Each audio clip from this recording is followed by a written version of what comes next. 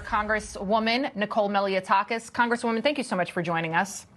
Good to be with you. Thank you. So I'm very specific on the wording, right? I know they want to say congestion pricing, and they even want to say it's congestion. It has nothing to do with the environment.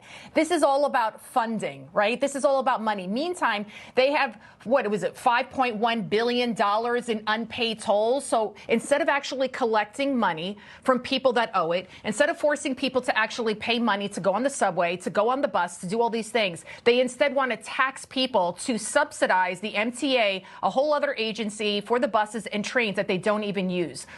How do we put a stop to this? Because if people at home, you don't realize this is happening in New York, but it could come to a city near you. That's right. And unfortunately, cash grab, tax, toll, that is the Democrat way.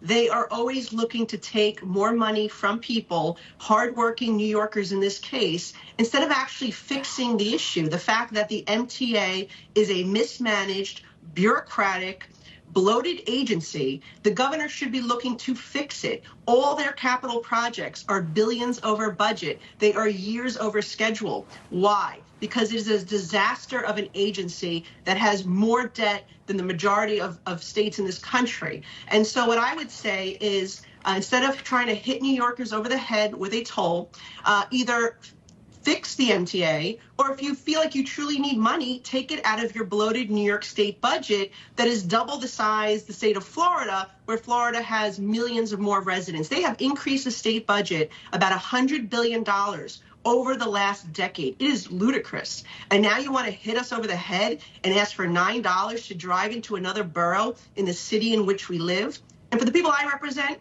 those on Staten Island actually pay a toll already to get off the island and connect to the rest of the city. And now they're being hammered with this toll, and the governor doesn't even want to give them a credit for the toll that they already pay. So it's just unfair.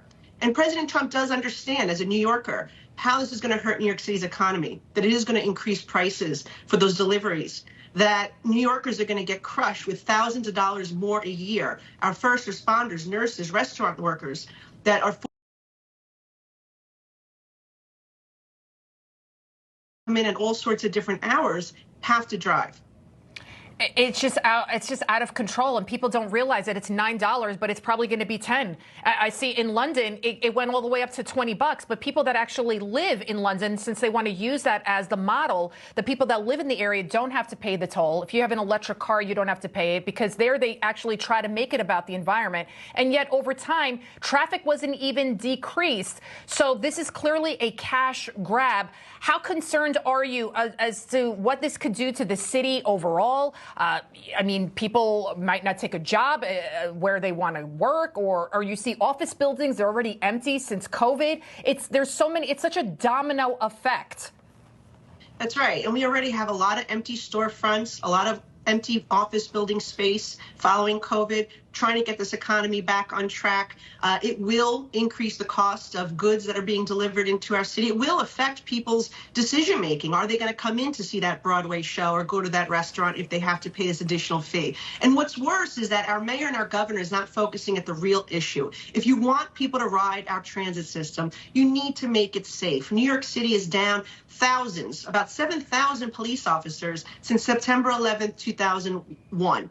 And, you know, people are seeing that people getting stabbed, shot, set on fire on our subway system. So they don't feel comfortable riding our transit system. And the governor and the mayor haven't done anything to address this issue, to hire more police officers, and to clean up this city. And so that's where I would argue that they need to focus. And the other thing is, with regards to pollution, it's actually just shifting this pollution, shifting the traffic outside of the zone. This plan is so poorly orchestrated. It does not proportionally shift traffic evenly around the city or around the different arteries that enter Manhattan.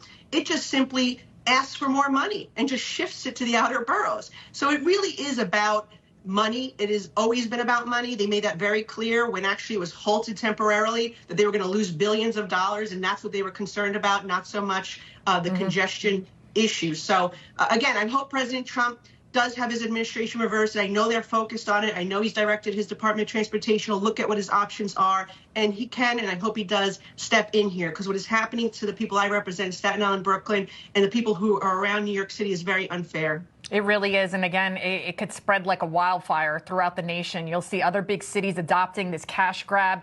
Congresswoman Nicole Malliotakis, thank you so much for joining us, ma'am. Thank you. All right, keep it right here.